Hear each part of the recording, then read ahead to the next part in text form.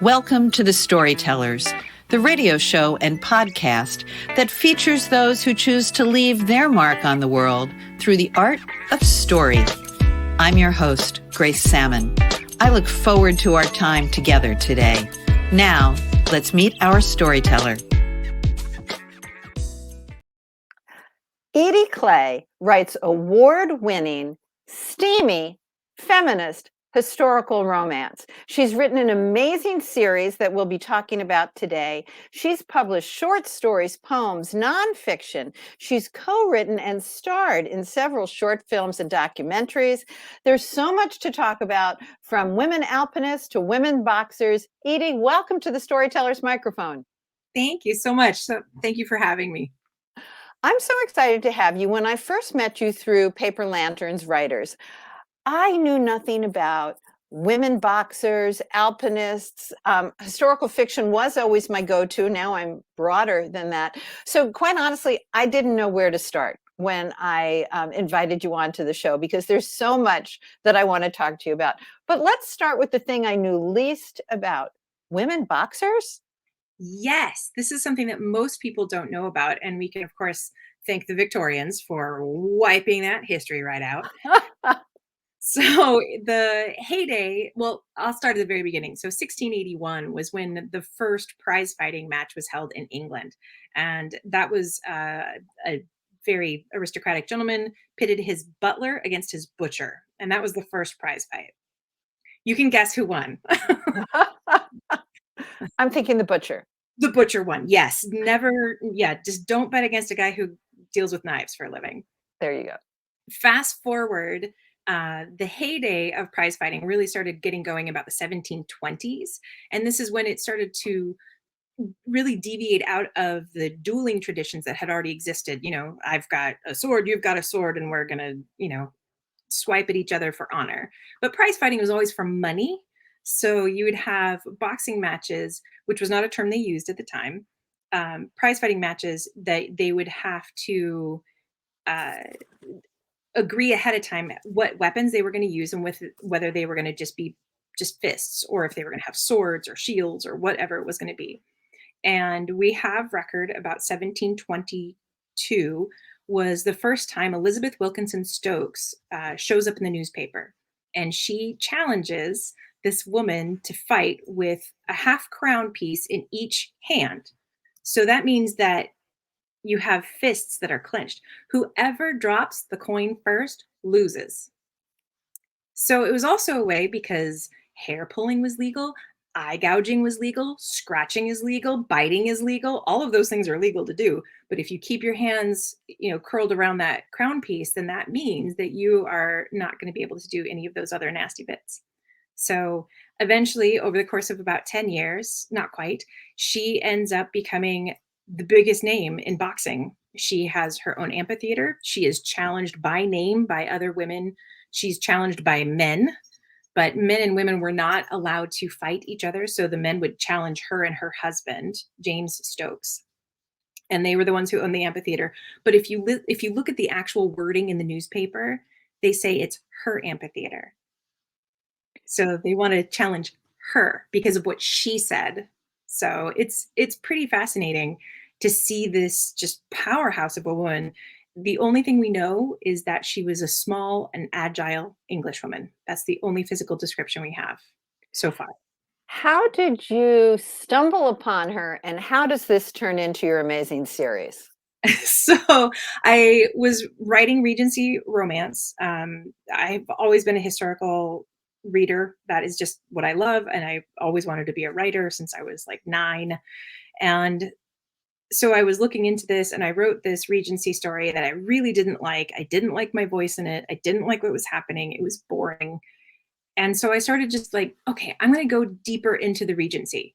I'm going to learn a little bit more, see what I can find, because I knew the basic rules, but like, let's get the meat. And the Georgians were so much messier than the Victorians. The Georgians were cursing and fornicating, and there's a whole... Going mad, yes. I mean, they were hard drinking, hard partying people. And the Victorians wanted like, let's make them more proper. And there's one of my research books by the historian David. Oh, his last name starts with an O. I'm blanking on it right now. Right. But he said that it's easy for us to look back at this very symmetrical architecture, beautiful, pristine columns, and think this is the mindset of an entire generation. Not true. Not true. So we have that idea of them that is really a facade in of itself. So I took all of this information of propriety, and then I found a reference of two women getting into it at a country house, fighting over a man, and they were at fisticuffs in the boxing way, I think is what it was termed, or something like that. So they had their dresses down. So female boxers would pull the tops of their dresses down. So they were still, and take their stays off, which was considered being naked. In satirical cartoons, they often show one of the opponents with their boobs out, but it's not necessarily true. It Just was uncorseted. Yes, exactly. So they're still wearing their chemise underneath and all of that. And there are some competitions that specifically said that the women were wearing short jackets to preserve their modesty. And it was one of those ways that you could tell the difference between women who were athletes who were actually working hard versus women who were up there for what we would probably call foxy boxing. So they were likely, belonged to the brothel down the street, and that was definitely in the culture as well. But we've forgotten these amazing female athletes who went round for round. I mean, we're talking about hours long matches, bouts that no modern competitor would ever commit to, because they're twice as long, and they only had 30 seconds in between rounds to get back in there. So you got fascinated because you saw this little bit. And let's talk about how this plays out in your series. Sure. So I moved things forward a little bit into the Regency times. So I have, my first book is A Lady's Revenge, and you have an earl's daughter. I wanted to turn this trope on its head, the trope of, you have your brooding aristocratic man who has anger management issues, and he meets this wonderful Snow White-like female who manages to just love him through all of his pain, and that cures him forever. And then they have babies and everything's wonderful. And I wanted to turn that and gender swap it. So I have a brooding aristocrat who has anger management issues and turns to boxing to help that, but that's the woman. And my male character is a former prize fighter turned stockbroker, which at the time was a very disreputable thing to do, but it made you lots of money. So it made you very popular with the aristocrats who might need some investment help. And he agrees to take her on as a boxing student as a favor to do for his best friend growing up, who is the female boxer of the next book, The Boxer and the Blacksmith, who is London's invincible championess, which is what Elizabeth Wilkinson Stokes called herself. So that's kind of the beginning. So my first book has that grumpy versus sunshine kind of trope in there. Someone said that she was almost feral in her anger, which I also feel like was really important to put in there, because female anger is underrated, man. It is intense. I've heard hell hath no fury, like. Yeah. Or you don't have to be scorned. Maybe you're just mad. You're just mad. When I first heard you and listened to you, I was very impressed by the feminist side of this. You like telling the stories of untold women. Yes, very much so. I feel like there are other authors who are giving women their due in sciences and in the suffragette and the political areas. And that is wonderful. And I love those books. But I also feel like the physical aspect of women is often overlooked. And I encountered this myself. I dabbled in climbing when I was younger, and I would encounter this idea when I was not on the rock, but out in just general public. And they would say, oh, well, of course your husband's better than you at climbing. And I was like, well, yeah, but that's because he's got 10 years on me. Like, of course he's better. He's way more experienced. But in general, the general population, women are far better climbers because we have more flexibility. We have better weight to muscle ratio. Ballerinas are the best climbers. They also have incredible endurance. And these aspects of athleticism, we don't give credit where it's really due, you know, and that is in the past as well as in the present. You were also part of a female dive team, a very special female dive team. Talk about that.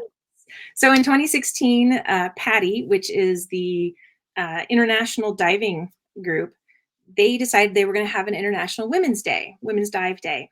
And so on that day, I, with a group of other people, went scuba diving, and we dove all 5 Great Lakes in 24 hours. Which, if you live in the Midwest, you know how incredibly difficult that is to do. We had over 1,000 miles of driving.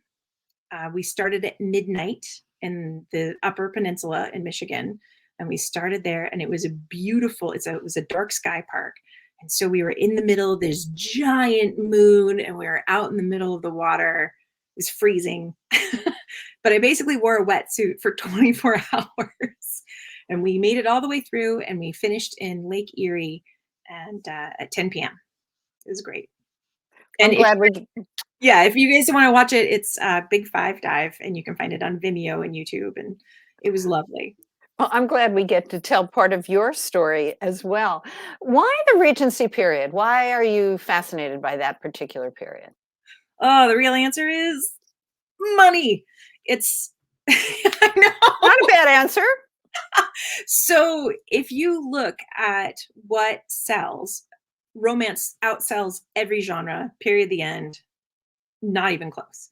Then if you look inside the genre of romance, then contemporary gets the most of that. Historicals, the most popular historical period is Regency. So I knew that I wanted to write historical. I've never wanted to write anything but historical fiction.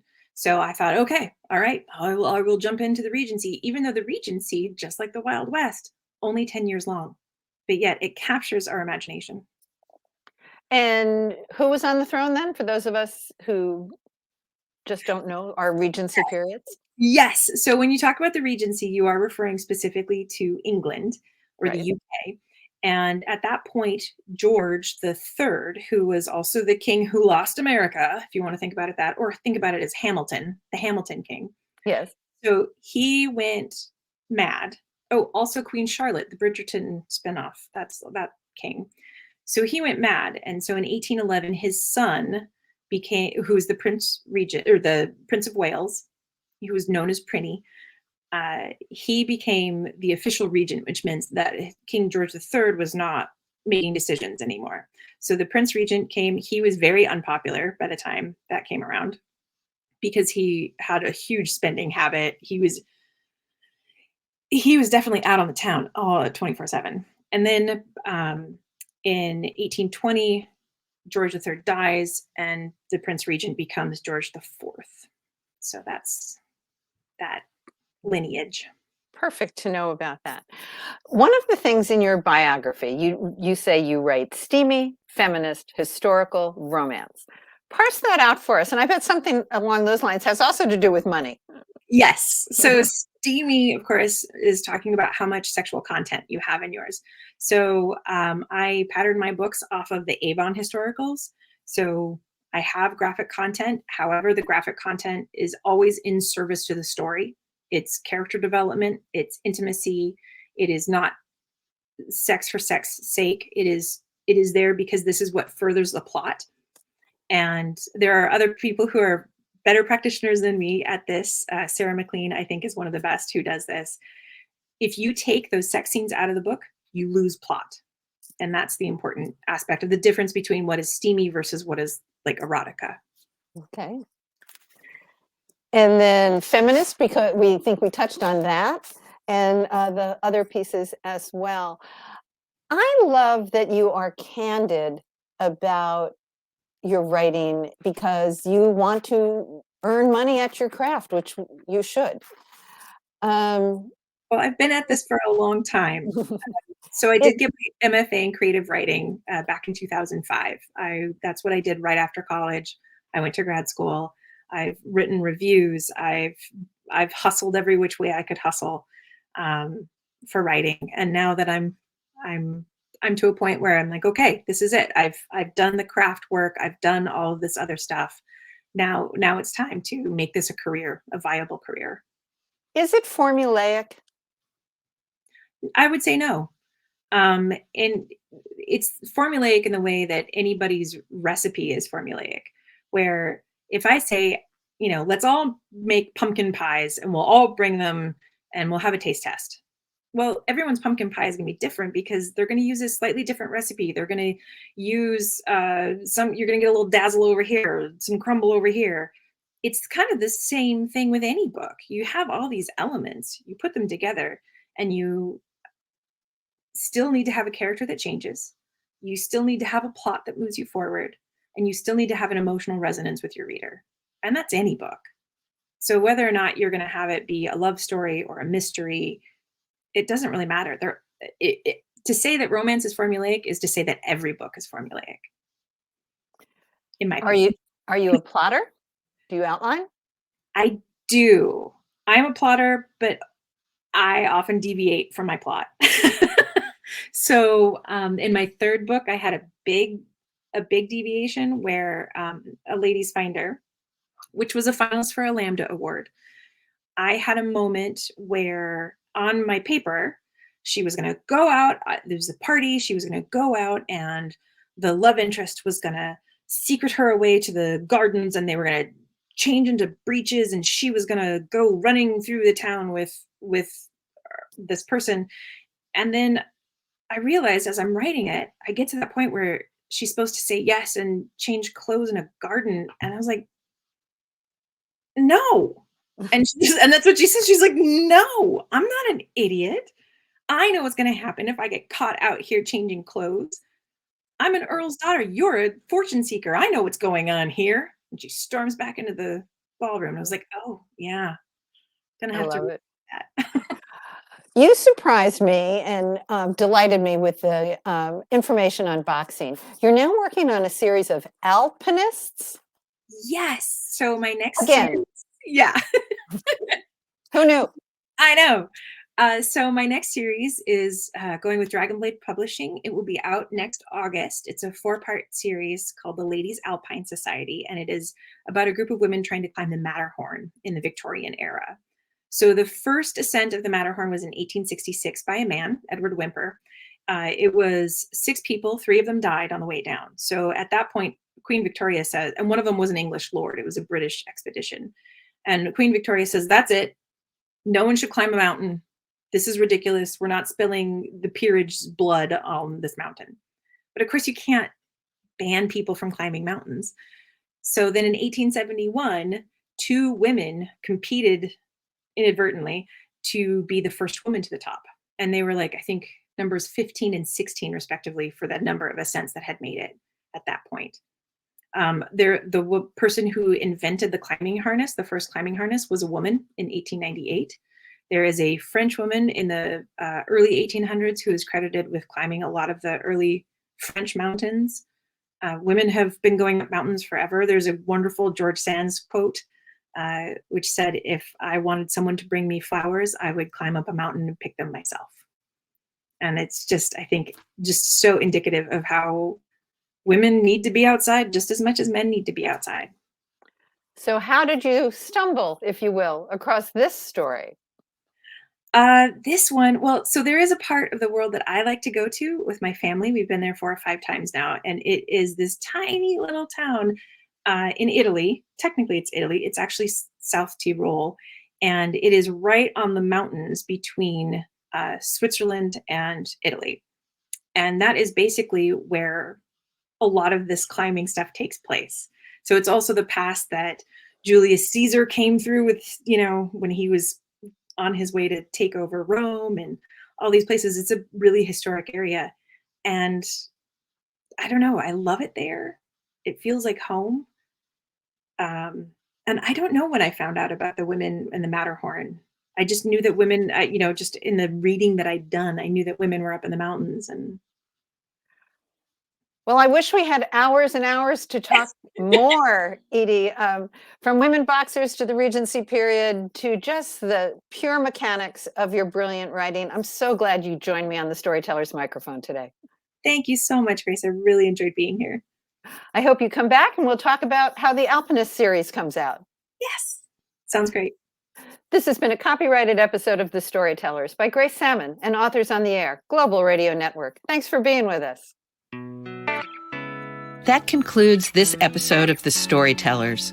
I'm so glad you could be part of the story today. I hope you share the stories, tell your own, and come back for another episode. Because when our stories are told, everything changes. I'm Grace Salmon.